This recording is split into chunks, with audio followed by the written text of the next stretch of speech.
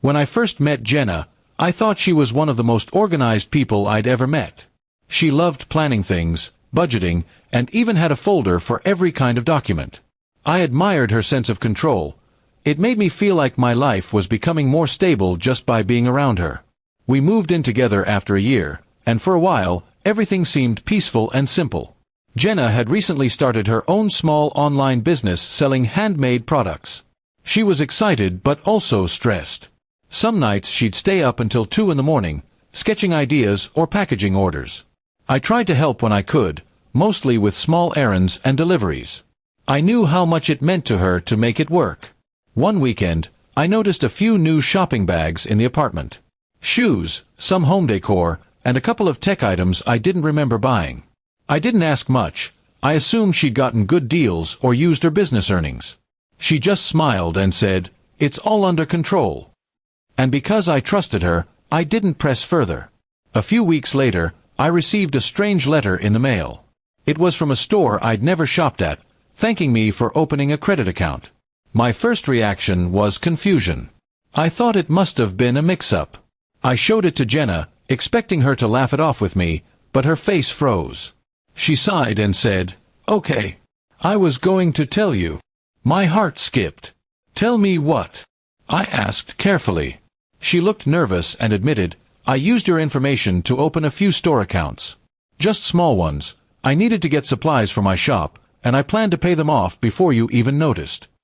I stared at her, trying to understand what I was hearing. "You used my name?" I asked quietly. She nodded, biting her lip. "It wasn't meant to be a big deal," she said. "I was desperate to keep my business running, and I didn't think you'd mind since it's for something good." I felt a mix of disappointment and concern. I wasn't angry, not yet. But I knew how serious that was. "Jenna, that's not just borrowing. That's using my credit," I said. She avoided my eyes. "I know.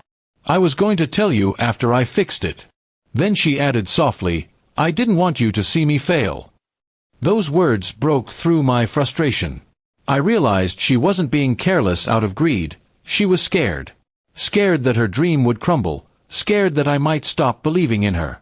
But even with understanding, I couldn't ignore what she'd done. "You should have trusted me enough to tell me," I said. "We could have figured something out together." She started crying quietly. "I just didn't want you to think I was a burden." "You already help so much," she said. I took a deep breath, sat beside her, and told her I wasn't mad, but we had to fix it the right way.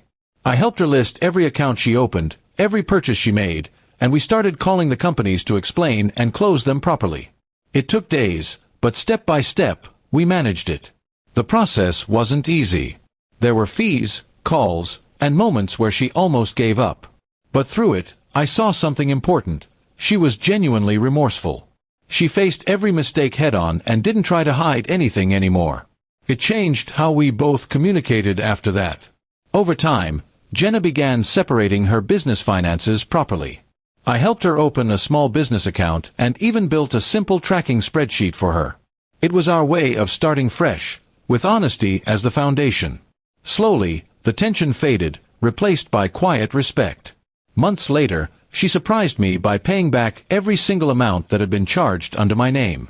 She handed me a small envelope with receipts and a note inside. It simply read, "Thank you for believing in me when I didn't believe in myself." I kept that note. Not because I wanted to remember the mistake, but because it reminded me what trust can survive when it's handled with honesty instead of anger. We both learned that mistakes don't always end things. Sometimes they build stronger understanding if both people are willing to face them. Now, when I look back, I don't see the stress or the financial mess. I see the moment we stopped pretending to be perfect and started learning what real partnership means: owning up, rebuilding, and growing together.